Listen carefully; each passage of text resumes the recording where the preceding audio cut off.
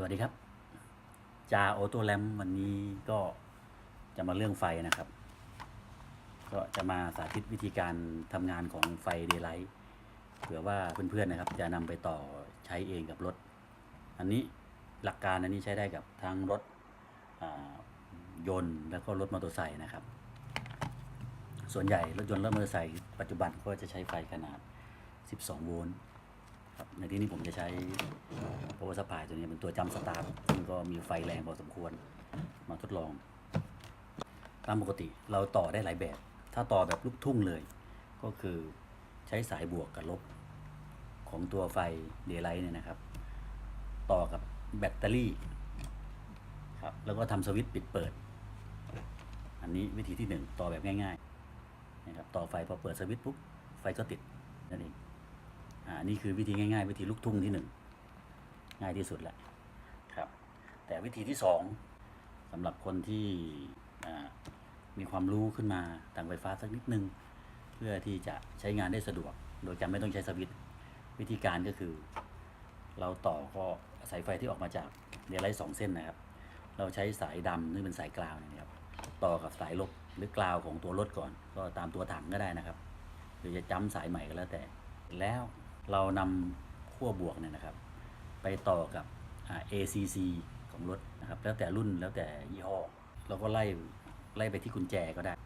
นะครับอันนี้ติดอันที่2กรณีที่3ถ้าเพื่อนๆใช้งานขับรถอยู่บนถนนเนี่ยบางครั้งเพื่อนๆอาจจะเคยเห็นรถที่ใช้ไฟเดย์ไลท์ขับตามหลังมา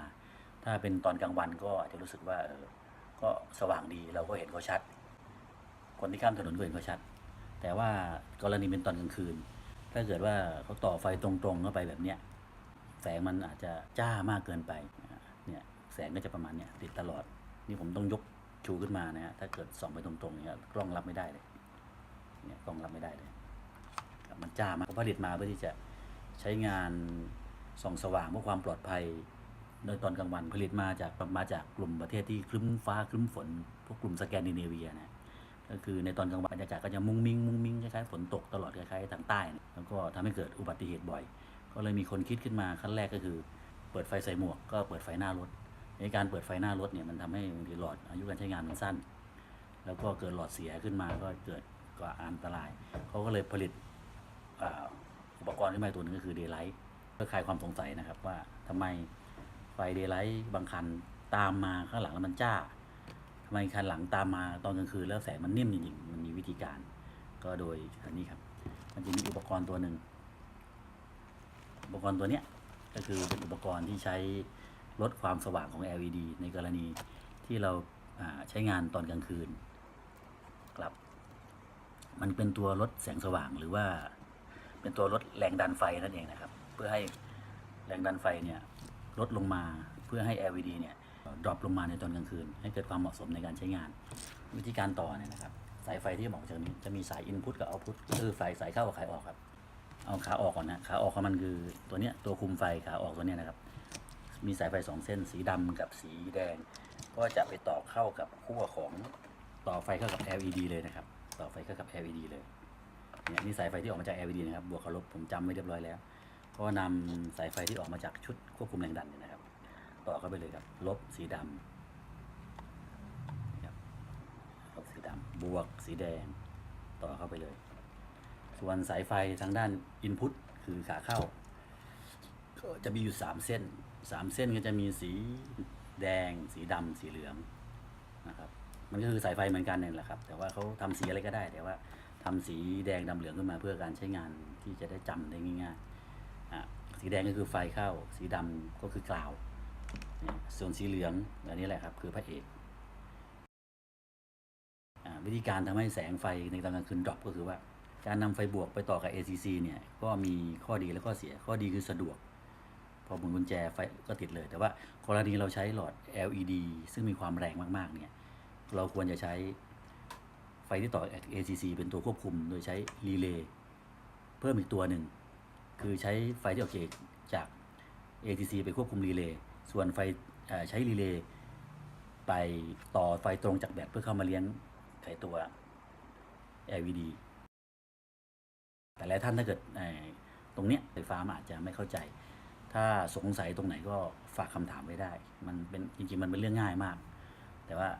ก็ต้องอธิบายกันนิดนึงในที่นี้ผมจะข้ามไปก่อนเลยนะปุ๊บวิธีการนะครับ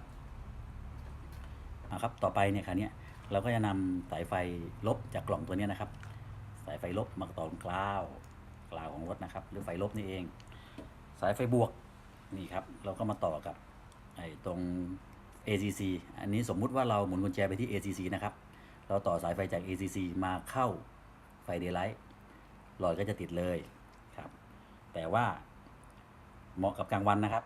ถ้ากลางคืนบางทีอาจจะจ้าเขาก็เลยผลิตตัวนี่ครับตัวลดความสว่างหรือตัวลดแรงดันนั่นเองโดยใช้ไฟลีเป็นตัวควบคุมเพราะฉะนั้นสายสีเหลืองนี่นะครับเราจะต่อมาจากไฟลีสายหลวมสายสีเหลืองนี่เราจะต่อมาจากไฟลีนะครับพอเราเปิดไฟลีปุ๊บไฟจากไฟลีก็จะเข้ามาที่สายสีเหลืองนี่ครับพอไฟจากไฟลีเข้ามาที่สายสีเหลืองปุ๊บนี่ครับหลอดไฟจะดรอปลงไปนะครับดรอปลงไปครึ่งหนึ่งนะครับเอาใหม่นะครับอันนี้เราหมุนกุญแจไปที่ ACC ไฟจะติดพอเราเปิดไฟหลีปุ๊บไฟหลีเข้ามาที่สายสีเหลืองตอนนั้นไฟหลีเข้าไปสายเหลือง